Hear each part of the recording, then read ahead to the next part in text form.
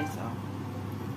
We eat, ikat tayo guys. Ikat natin ang ating mga kamay. Yung kamay natin, masakit yan kasi may sugat.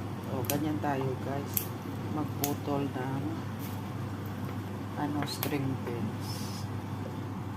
Kailangan natin ganyan ang pagputol ng string pins na kakamay guys. Huwag natin gamitan ng matatalas na bagay. Kailangan kamay natin iputol natin sa mga string pins. Yan, di ba guys? So yan. Maganda kasi pag gamitan mo ng kamay, huwag matalas na bagay. Yan. Di ba? Masarap yan, mga palangga ko, mga guwapa. Masasarap yan na gulay. Lagyan natin siya. We will put garlic, onion, and